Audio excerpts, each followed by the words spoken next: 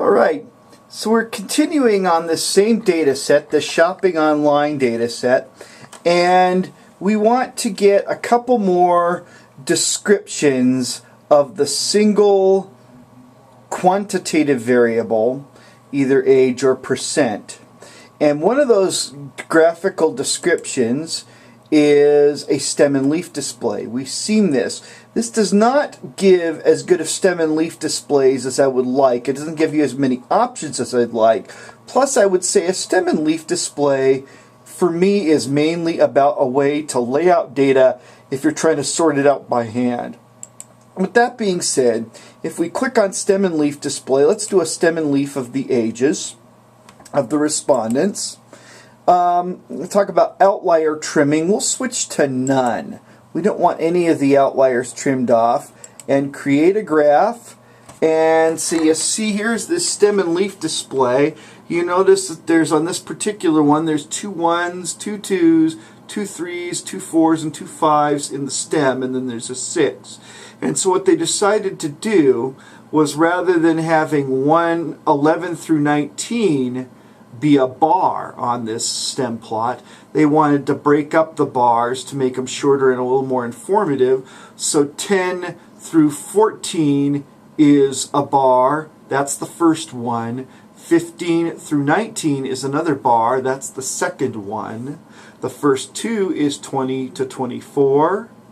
The second 2 is 25 to 29, and so on. So again, the idea is to give you a quick and dirty way of looking at the shape of the data. And there that is a stem and leaf display. Another type of plot, we won't use it very often for a single data, but I want to introduce you to the idea of the box plot. So you go into graphics and select box plot. And again, we'll do it of the ages, the box plot of the ages. I'm going to click this box to have it identify outliers. I'm not going to say draw boxes horizontally, it just kind of orients it, so it doesn't necessarily matter. Okay. I think everything else is good as the default. Now let's take a look at this graph and see what's what on this graph that comes out. So you have this picture of a box and a couple of lines. These lines are called whiskers. Sometimes this is called a box and whisker plot. You see that the bottom, the very lowest point there on the graph, is down around 11. So the youngest respondent to this is about 11 years old. You see the highest response on here is actually this dot, which ends up separating. That person is 62 years old. So you can tell the max is 62 and the minimum is 11. Why the 62-year-old got a dot?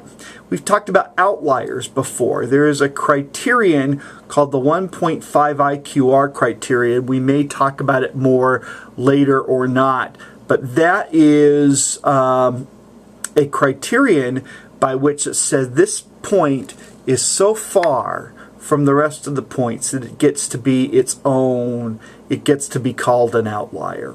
And then this point, there's nothing really particularly special about this point right here. It's just the last point that's not an outlier, the highest point that's not an outlier.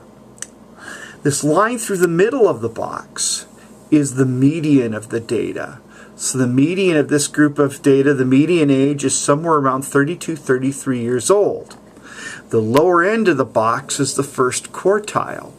And so that means roughly the first quartile is 29 years old. 25% of the people who answered this survey were below 29 years old. 75% were above 29 years old. This higher end of the box is called the third quartile.